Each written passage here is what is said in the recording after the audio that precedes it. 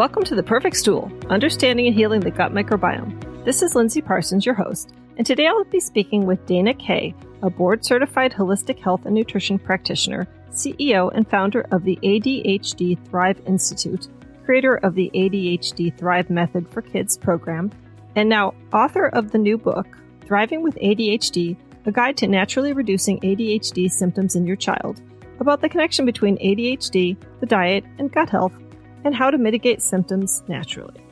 As a mother of a child with ADHD, Dana knows firsthand the struggles that come with parenting a neurodiverse child, but she also knows the freedom that's possible once parents learn to reduce ADHD symptoms. Dana has been featured in Forbes, Authority Magazine, Medium, Throat Bible, and various others. But before our conversation, if you haven't yet followed or subscribed to the show, be sure to do so. And if you want to get transcripts of the podcast, pop over to my website, highdeserthealthcoaching.com, and sign up for my newsletter. You'll also get my free e-booklet called Finding Your Root Cause Through Stool and Organic Acids Testing when you sign up. And if you haven't yet done my quiz on which stool test would help you get to your root cause, you can find a link in the show notes and take that. Now on to the show.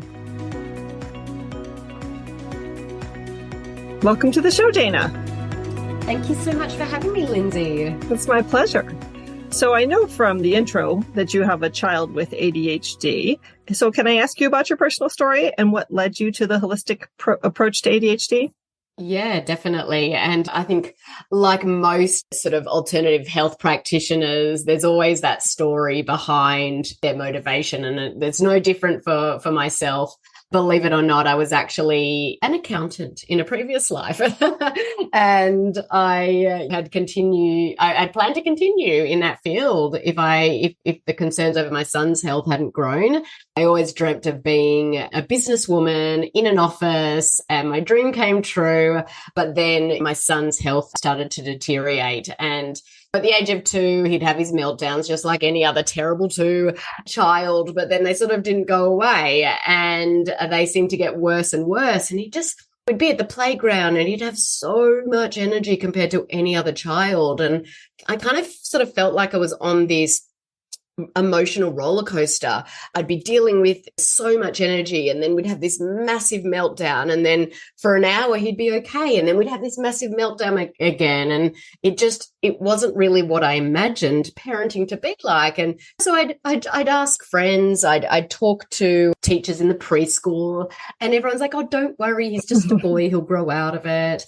And so I just kept going along with that, but things started to get worse, age 3, age 4, and sort of by the time of mid-4s, late 4s, that's when sort of the teachers at the preschool started to notice a bit of a difference. And we went to the pediatrician, who referred us to a neurodevelopmental psychologist, and he was diagnosed with ADHD. And a neurodevelopmental psychiatrist. And we were immediately handed prescription medication. And honestly, between you and me, I was relieved with the diagnosis. I was thinking to myself, I'm not a bad mum. This is not my parenting, and this is not my fault. There's actually something that is contributing to what's going on in our family. And I was excited to fill the prescription medication. Bounced into the drugstore, bounced back out, gave it to him. And that was thinking to myself that was finally the thing that was going to help us get help for our family. At first, things were okay until they weren't. And we started to have these side effects, and we went back to the doctor and they increased the dose. Then they prescribed another medication to counteract the side effects of the first. So he was losing weight, not able to sleep, didn't want to eat. And then he'd have these mammoth meltdowns that were worse than before in the afternoon when he was like coming off that medication. And so I was like, yeah, okay, he was able to sit still at preschool. But when he got home, it was actually ended up worse than what it was before. And so this sort of continued until my son, who was now 5, was on 3 very strong medications.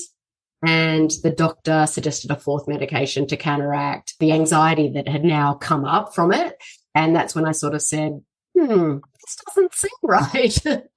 And I just couldn't do it anymore. And this is where sort of my career path completely changed. And I went back to school. I did my holistic health degree, multiple specific certifications in this particular area. And I really learned that medicine wasn't the only way.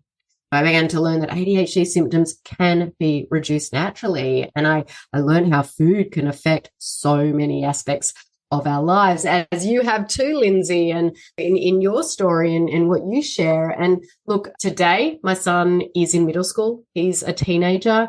He's thriving. He hasn't been on meds for years. And he's a straight A student, but right now he does have a B, which he's very upset about, but for me, I don't care. Like, the most important thing for me is he's happy and my family's happy.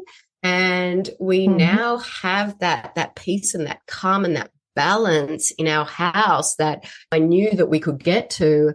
And once I learned this and once I saw the changes that all of this had on my own family, I really couldn't keep this information to myself. Yeah. And I didn't want anyone else to have to go through the struggles and the challenges that I went through. And I've been lucky enough to now have helped over 1,000 other families get to the same place as me, but just so much quicker and without as much stress.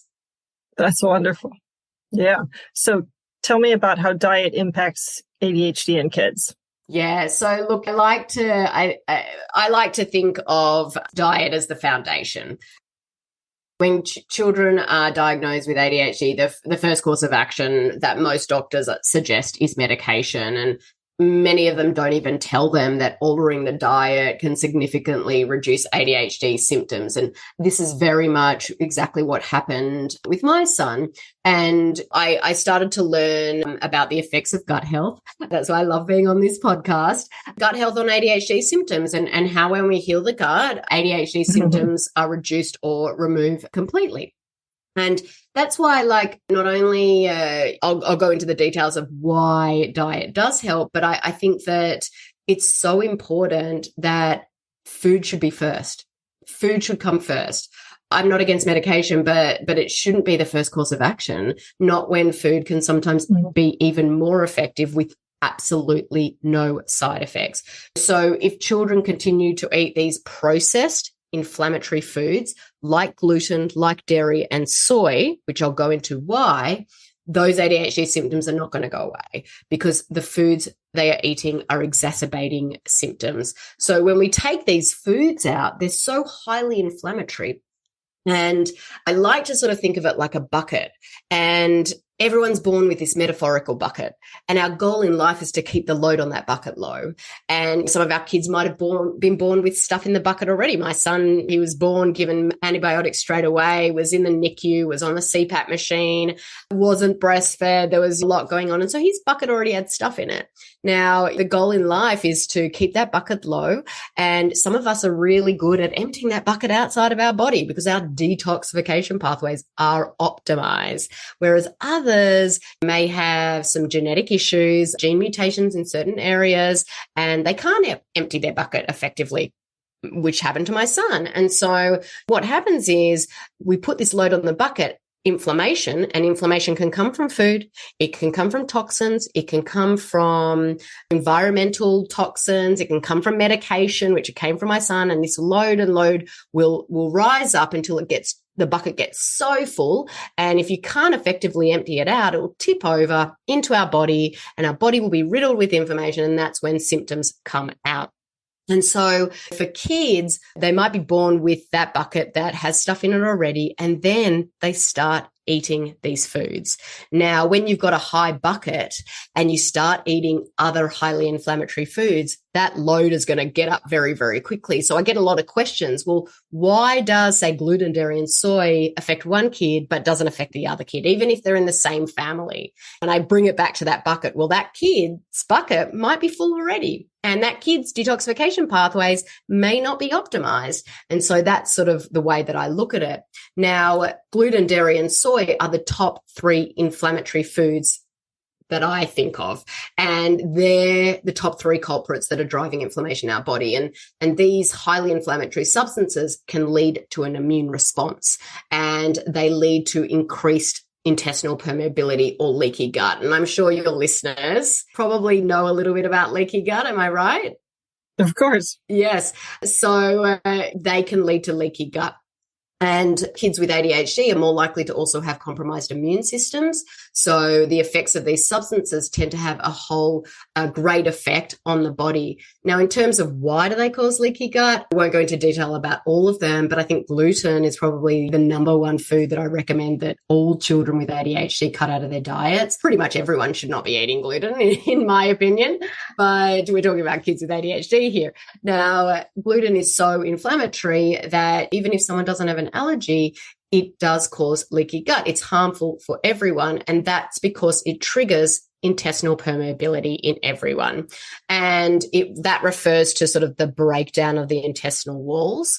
Now, when functioning properly, I don't know if you want me to go into detail in this and if your listeners already know this, but intestinal permeability is the breakdown in the intestinal walls, and it allows that water and nutrients to pass through, but blocking other things from entering the bloodstream. So when there's that breakdown, it can lead to leaky gut, which basically means the tight junctions in the gut that are supposed to control what passes through the lining of the intestines, they're not doing their job very effectively.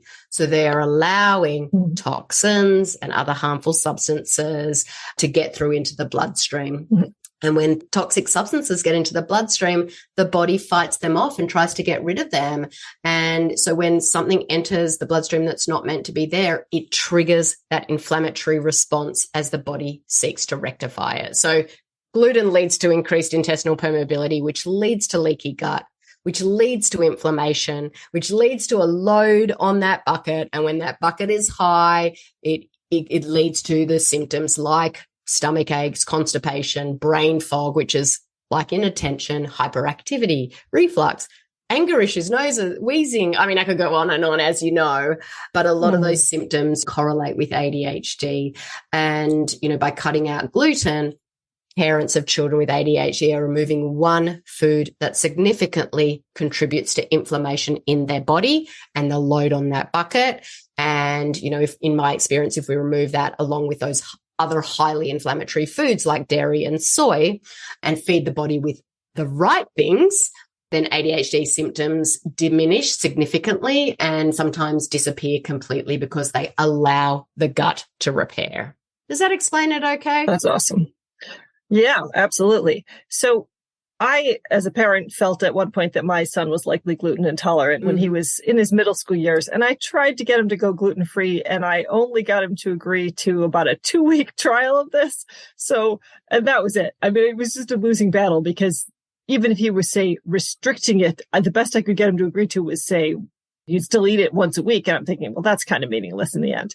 So I'm curious whether you had better success. And obviously your child was younger at the point at which you started doing this, but how in the world do you get these other families to do it? Yeah, look, it is a lot. And that's why I've sort of designed my program the way that I have. My son was a lot younger. The younger, the better, because they grow up with it and that's what they know. The older, it's a lot harder. You do need to get a little bit more buy-in, but the way that you do it with the older kid is really getting them to understand the feelings in their body and how that affects their body.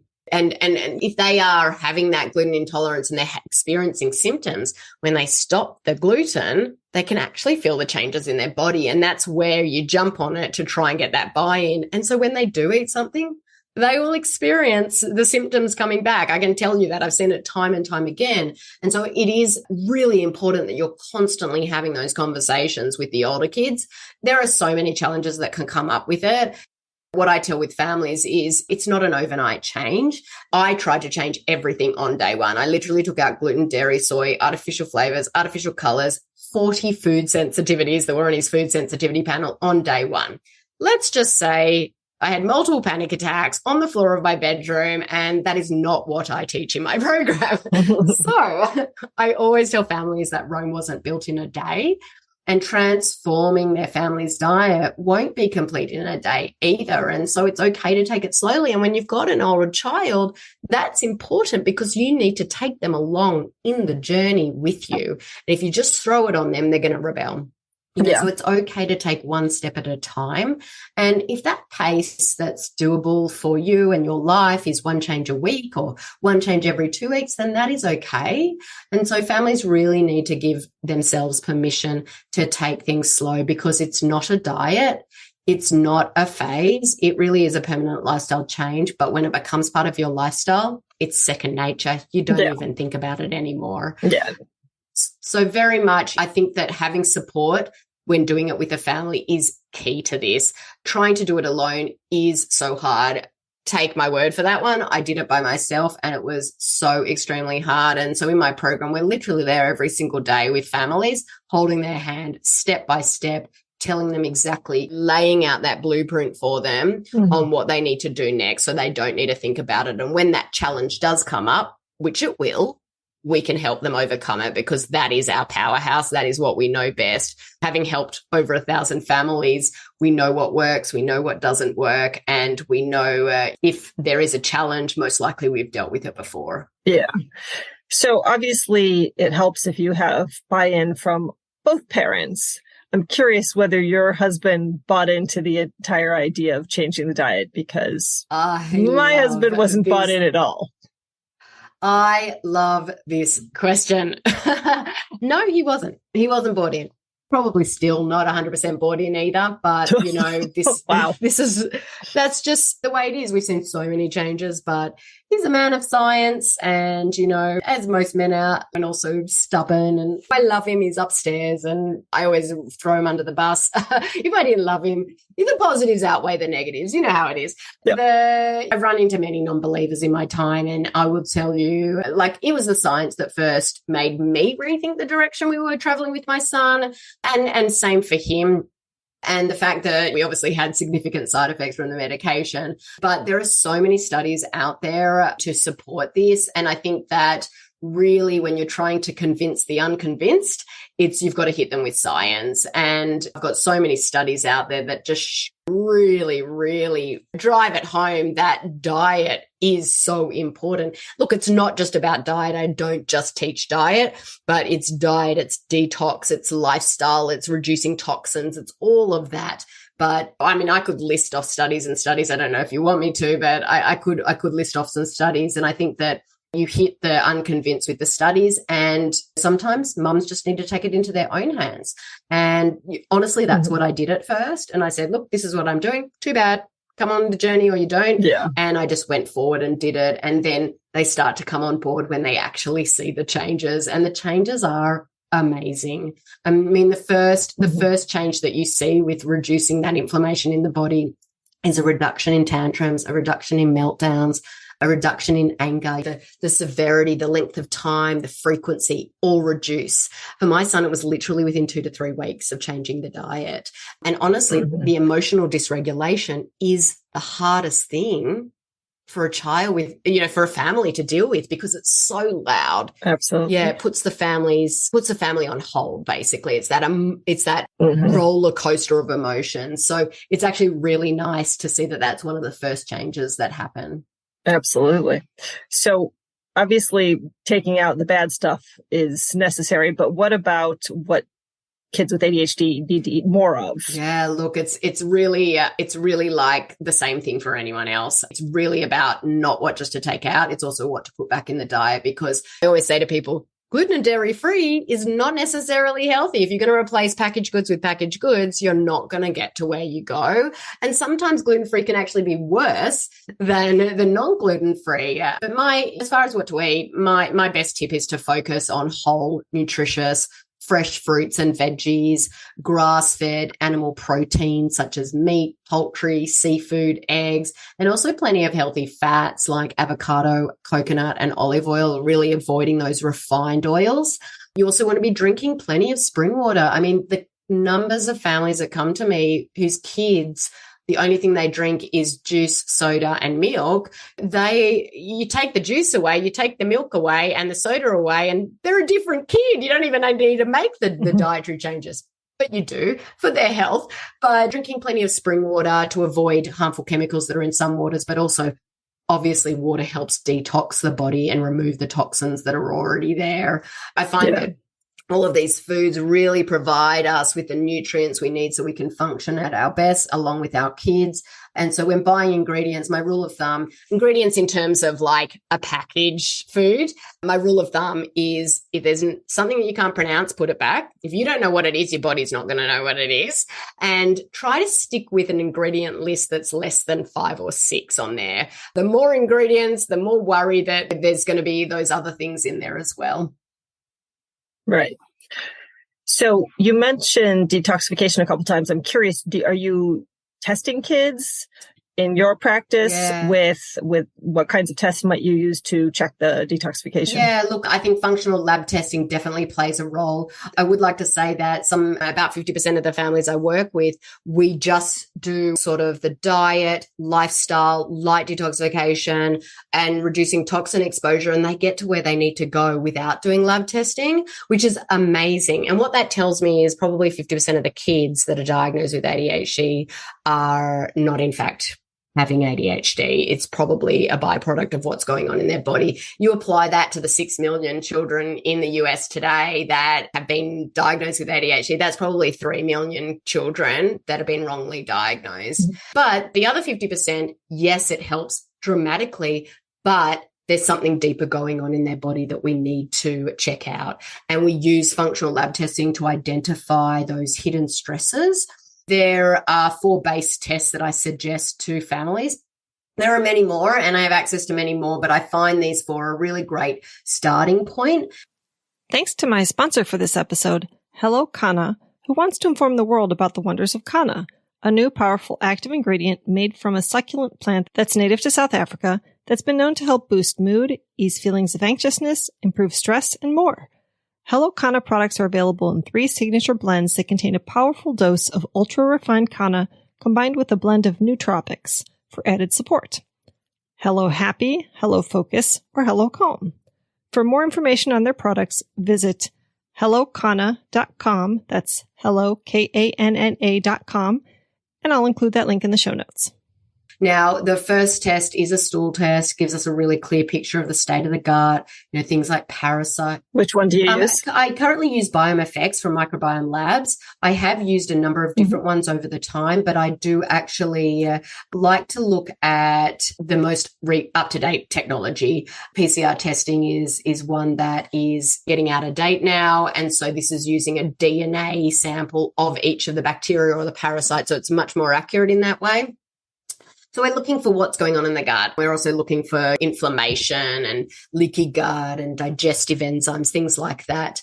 The next one we use is a food sensitivity test, not just a standard one that you can buy online. They're not all created equal. I use a lab called Vibrant Wellness, and we do their food zoomers. And so I've had people that have got an IgG and food sensitivity test from online, and just say, for example, eggs come up negative. Because what that is doing is just testing the food at the top protein level. But with the food zoomers, what they'd actually do is they check the food down to the peptide level of the protein. So, for example, egg has something like 18 different peptides in it. And so what the zoomer is doing, it's actually checking all of those 18. So I've had times where it's come up negative on a food sensitivity panel, but we do an egg zoomer. They're so highly reactive at the peptide level, just not at the top protein level. And so a lot of the time we won't be successful if we didn't remove egg. Now, food sensitivities, they're not true allergies, but they do cause inflammation in the body. They put a load on that bucket. So you can actually heal from the sensitivities. Once you heal the gut, you can start to add them back in. Mm-hmm. Do you make sure they're off of the gluten, dairy, and soy before you run the food zoomer, just so that the level of leaky gut is essentially reduced prior to checking for other sensitivities? No, I don't. Mm-hmm. Because we're doing it sort of side by side. We do it, obviously, families just start with our phase 1. If they start with our phase 1, then gluten, dairy and soy will be removed for 6 months. And then if they go to phase 2, which is testing, then they will do it that way. But some families, when we talk about their health history, they've got very traumatic health history, and we know that we just need to get to it. Now, I will tell you, I have had families that have come to me 3 years of being gluten, dairy and soy, and we do a wheat zoomer on them, and they are so extremely reactive to gluten. It's not funny. So that tells me they've been Right. eating gluten. Yeah, and they're probably not aware of it. I'm just curious, though, whether they're coming up with pretty much every food that the child is eating on the food Zoomer such that they're left with nothing to eat. Yeah, look, some of the time they do. But because we're there every single day holding their hand, we've got 5 weekly group coaching calls. There are so many foods out there that they can eat. And so we're really guiding them through that process. And if we just get so many, we prioritize. We just take the biggest hitters and we leave the rest, and we use a rotation diet on the rest. And so really, with a kid, we sort of feel where they are. We feel where the family is. We don't want to overwhelm the family too much. Some come back with only like 5 sensitivities. Others come back like my son, he had 40. I actually did every single one. Obviously, that's the best, but at the same time, we need to make sure they're getting the nutrients and everything to grow. So it is about, let's work out what's best for this child based on the knowledge that we have. Mm-hmm. So okay. The third test that we do is an organic acid test, which I love. Great Plains or yeah, organics? I love Great Plains. But at the same time, it's really keeping an eye on the different technologies that are out there, in which one is the most up to date and which one's going to give us that best result at that time. And so I'm always open to making sure that I am currently using the best. Now, I love Great Plains. This organic acid test really gives us an overview of the whole body and how it's functioning, the need for specific nutrients such as B vitamins, which are super important for our compromised kids, further diet modifications, so things like oxalates and salicylates, which again can be an issue for our kids. But at the same time, there are many practitioners out there that will say, go on a low oxalate diet, go on a low salicylate diet.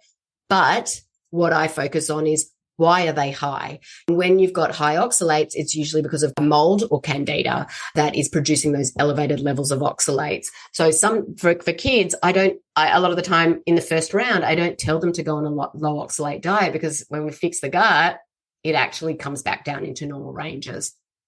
It's also looking for detoxification, and that's where I'm looking at that and seeing that they're detoxifying properly. It's looking at neurotransmitters, so your serotonin and your dopamine, yeast, mold, Clostridia, so C. diff, mitochondrial function, lots of markers. There's over 70, and so that's why I love that one so much. Yeah, I love that test too. And then the final test, which not many people know about because it's really specific to mood and behavior, and it's called a cryptopyrrole test. And pyrroles are a normal chemical byproduct in the body, and they attach to vitamin B6 and zinc and draw these elements out of the body when they're excreted through the urine. So if a kid has elevated urine cryptopyrrole levels, it can result in a dramatic deficiency of zinc and B6. And those are 2 critical nutrients needed for mental health. But pyroluria, which is what they call it, is frequently identified in behavior disorders, ADHD, depression, aggression, violent behavior, and the symptoms are like 1-for-1 with ADHD symptoms. Poor tolerance to physical, emotional stress, poor anger control, mood swings, poor short-term memory, sensitivity to light and sound, tactile sensitivities. Another one is poor dream recall or inability to tan. You don't have to have all of them. You could have 1 or 2. You could have all of the symptoms, or, you can have half of the symptoms. It really doesn't matter. But I see that in probably about 50 to 60% of the kids that I test. And really it's about bringing in some key nutrients. Pyrroles is part genetics, part oxidative stress, so a breakdown in the cells. And when there's high inflammation, that's when you get oxidative stress. So we reduce that oxidative stress, we reduce that inflammation, but some kids actually need a lifelong management of the zinc and B6 if there is a strong genetic component to it. Yeah. So I'm curious, how high do you typically have to supplement zinc and B6 if they have pyroluria? Yeah, look, it's based on weight. We do a metabolic weight factor and look at the weight of the child. We also bring in some key antioxidants to reduce that oxidative stress. So like vitamin C, vitamin E, selenium. I've actually created my own pyrrole supplement because when you add in zinc, B6 in 2 different forms, C, E, selenium, I actually added magnesium to it as well. You're cutting down on 5 different supplements, and I've brought it all into one, and then I adjust the dosages based on weight. Oh, okay. So like once they hit adulthood, how many pills a day is it of your supplement? I'm curious. With 100 pounds, like I only sort of go up to 100 pounds in mine. Oh, okay. So with that, it's probably 5 in the morning, 5 at night. Okay, so it's not a small number. No. With magnesium in there, I knew it had to be high because that alone takes a lot of space. Exactly. Yeah. Yeah. But with kids, it's only like it's either 2 a.m, 2 at night, or 3 a.m, 3 at night, based on that weight. Are they chewable? No, none of most of the supplements. Okay, so they have to be able to swallow pills. No, yeah. we've got a powder, and we also have capsules that can be opened up into juice or something else. Yeah.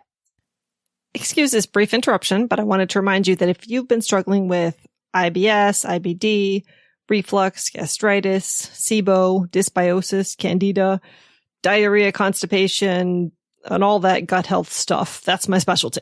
So I work with clients not just here in Tucson, Arizona, where I live, but also virtually on video chat. And I offer single appointments as well as a 5-session gut health program for people with tougher gut health issues or mental health or autoimmune challenges that go along with that, who likely require testing and longer-term follow-up, as well as 12-week programs for weight loss. If you think that a 5-session or longer course of health coaching might help you meet your health goals, you can set up a free 30-minute breakthrough session with me to talk about what you've been going through. And I'll listen and hear if it sounds like I have something in my toolkit that you haven't already tried, and let you know if I think that health coaching would be appropriate for you. You can find a link for that in the show notes, and I hope to hear from you. Got it.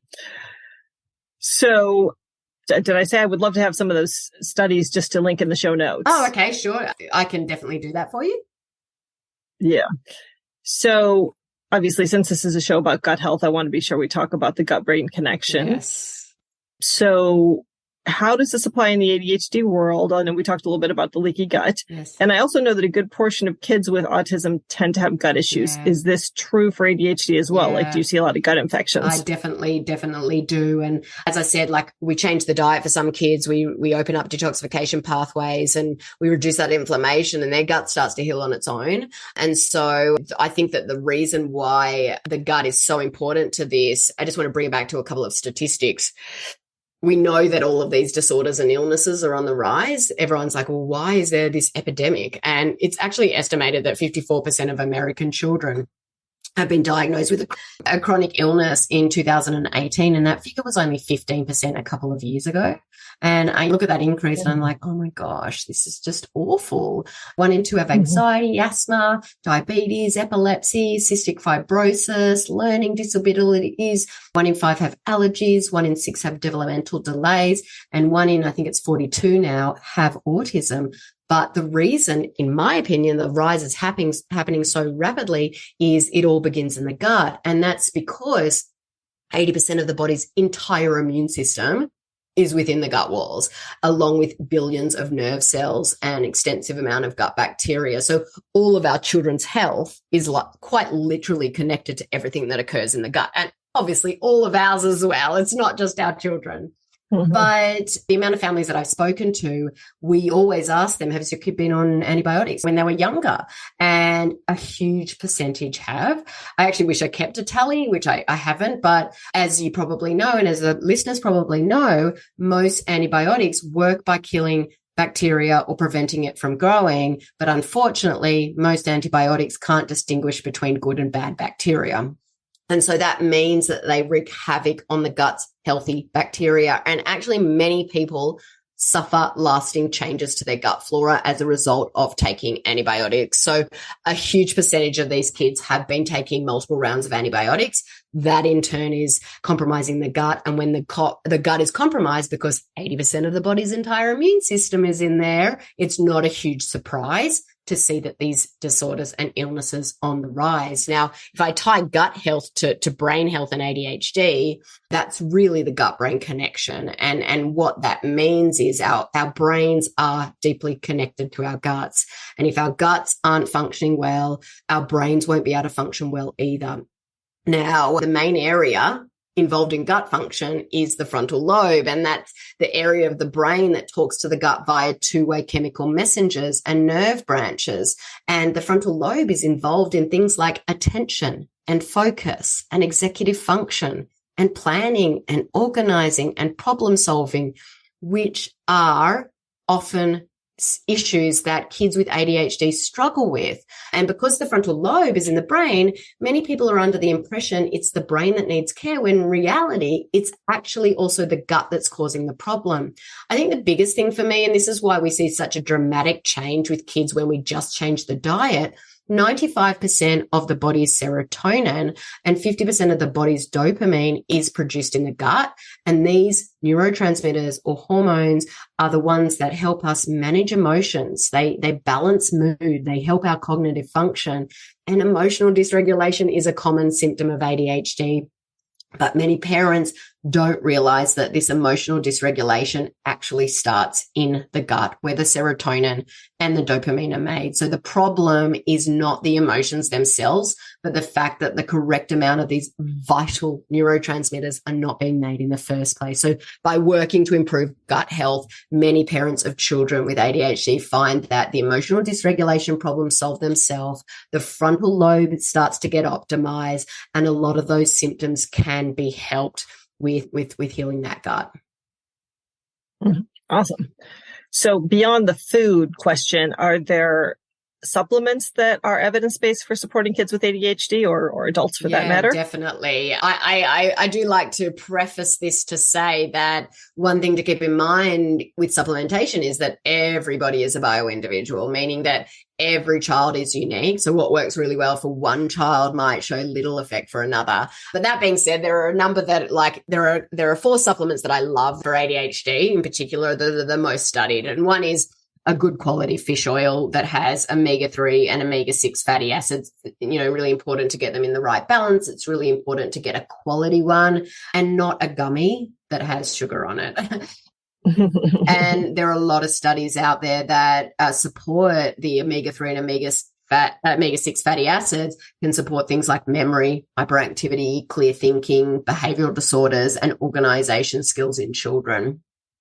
The next thing is a good quality probiotic. There's a lot of research. We know that taking a probiotic that contains either certain types of gut bacteria or spore forming probiotics can really help with boosting that gut-brain connection, helps supporting detoxification. It helps with anxiety and mood, and also support the body against the damaging mental and physical effects of stress. Probiotics are not created equal, so really ensuring that you have a good quality probiotic is important. So what are the ones that you like? I like Megaspore Biotic, which is a spore-forming probiotic. I'm not sure if you've discussed this on the podcast before. Yeah. Sure. The reason I like it so much, it's kind of like in springtime where you want to make sure your grass starts growing and you put down seeds. So you're reseeding the grass so it can grow and the plants can grow and they can prosper. And so this is kind of like what that probiotic does. It seeds the gut and lets the good bacteria grow in what that needs for that person. Whereas a lot of just the strain-based ones, they don't survive digestion. So they go in and then they go into your stomach and then they go out and you've just got a lot of expensive poop. So that's why I do prefer the spore-forming ones. I'm actually in the process of creating my own custom blend that has those spore-forming probiotics in it. Will also have saffron, which is supported in helping brain health as well. And it's also going to have a couple of other strains of probiotics that help with calmness and mood as well. So I'm in the process of doing that right now. The next one that I love is magnesium. Magnesium is great for everyone. There are so many studies out there. Magnesium is needed for over 300 biochemical processes in the body. And there are many different types, but parents find that it makes a surprising difference in their kids' anxiety or depression, aids in sleep, and also helps hyperactivity. And research suggests that children with ADHD and anxiety often have low magnesium levels. And so using supplements can have a calming effect on behavior, insomnia, agitation, muscle cramps, things like that. It can help so many different things. There's 2 forms that I like. One is glycinate, which helps with that calming. The other one is lithreonate, which crosses the blood-brain barrier, which helps with the brain. So obviously ADHD helps with that for sure. So that helps with ADHD for sure. And then the final one, which everyone should be taking, vitamin D. And I find that it works wonders with children with ADHD and anxiety. especially when taken with omega-3 fatty acids. But we all know that the best way to get vitamin D is to get outside. But when you live in Seattle like I do, there's not a lot of sunshine. So, except for maybe 5 weeks of the year. And so my kids and myself are on a vitamin D and K2 supplement like most of the year, except for maybe 4 or 5 weeks of the year. But it's definitely beneficial for most people. Yeah, of course. So are there other common underlying stressors that you see in kids with ADHD beyond the diet question? Yeah, look, there are a number of things that exacerbate ADHD, and we really are focusing on reducing that inflammation. Those 4 base tests will give us a high level view. Other things that can contribute to it are things like nutritional deficiencies and making sure that they've got the right balances of those nutrients. Also, other things like minerals and heavy metals is a big one as well. We find copper overload quite consistently in kids with ADHD. If you actually Google copper overload and ADHD, there's a lot of information out there about that. The problem with it, though, is we need to be very careful of copper dumping. And so you just got to really do it slowly, especially with kids. Food intolerances, that's obviously another one. Heavy metals, environmental toxins, dysfunctions in body systems, even cultural or lifestyle factors can contribute to it. Hormone imbalance, inflammation, full stop, leaky gut. Pharmaceutical medications create underlying issues as well because they can contribute to the toxic load on that bucket. So there are a number of, common underlying stressors that can contribute to symptoms. And really the way that I look at this journey is we are trying to reduce inflammation as much as possible to allow healing to occur. And we do that in multiple ways. We do that with diet. We do that with detox. We do that with food, which I've just discussed, lifestyle changes, reducing toxin exposure, reducing heavy metal exposure, reducing infections in the gut, optimizing the gut-brain connection. Awesome. So tell me about your new book and where listeners can find it. Yeah, it was a labor of love. It is called Thriving with ADHD, which is a guide to naturally reducing ADHD symptoms in your child. And honestly, years ago when I was going through with my son, I wanted a book, a program, a call or whatever on ADHD that would clearly spell out exactly what I needed to do to support him with ADHD naturally, but I could never find it. I was constantly Googling for something, anything that might actually help us get some relief from my son's challenging behaviors. And when I was looking for that book years ago, I just struck out over and over again, and there was just nothing out there. And there was a novelist, Toni Morrison, and he once said that if you find a book you really want to read, but it hasn't been written yet, then you must write it. And that's what I did. And I still can't hardly believe it, actually. It's an international bestseller in multiple categories, including children's health, which just blew me away. And it's my life's work. It's the guide I needed when I started this journey with my son, but couldn't find. And it's different from other books out there because I'm not only a practitioner, but I'm also a mum who gets it 1000%. Yeah. And so, I just want families out there. Honestly, at the end of the day, yes, I've got a business. Yes, I do this for a living.